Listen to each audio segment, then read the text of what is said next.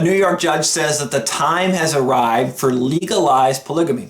Her status on the recent Supreme Court and other New York case law says that now is the time for us to legalize polygamy. In fact, in her view, and I read a little bit of what she wrote, she's very intelligent, she's very articulate. She says that if we don't move to legalize polygamy, the only possible reason could be, in her words, implicit majoritarian animus. Fancy word for angst or anger. That if two people can get divorced for any reason, her view, then two people can get married for any reason, her view. And if two people can get married, why not 3 or 4 or 5 or 6? And let's not make restrictions on faithfulness at all.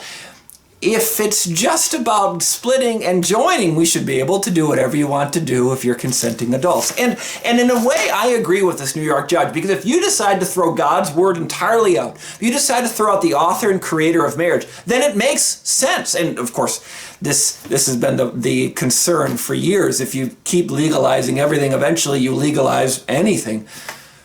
If you don't have God in the picture, if you don't have his word and his ways, then humans are just going to take his institution and tear it to shreds.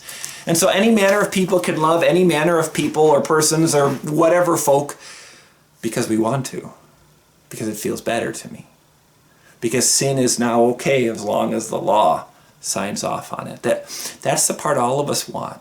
I want someone to say my sin is okay. And if a judge is going to legalize it, great. If my neighbors are going to legalize it, better. I just want it to be okay. Psalm 131. My heart is not proud, O Lord. My eyes are not haughty. My heart is not proud, Lord. That's a hard thing to say, isn't it? Because I know this has got a proud heart. I know you do too. I want to say I'm right. I don't want to admit I'm wrong. I'm so convinced that my sin is needed at this time. It's really hard to say my heart's not proud. It's really hard to empty myself of that pride that is always festering and growing in mine and your sinful heart. And to admit, I've sinned again. I've made wrong choices. I keep going my way instead of your way. My eyes are looking around at others. No, my eyes are not haughty. It is about you and you alone. Without the Bible, we are just left to our own devices. But the comfort of the Christian, Psalm 131, a psalm of ascents of King David, the praises we have his scriptures, we have his word. Things may not seem right to me at that time, but to God who knows everything, they are right, so I listen and follow.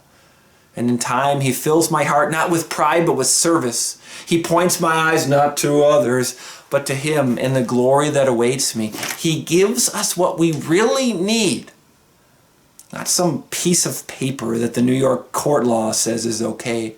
He gives us life and salvation. Doesn't matter what's legalized or not legalized in this one way. It doesn't matter what you get into heaven or not. The joy of the Christian, my heart is not proud, my eyes are not haughty, is that I look to the Lord in everything he has done. And I'm humbled, I'm thankful, and I'm gracious for everything he's done for me.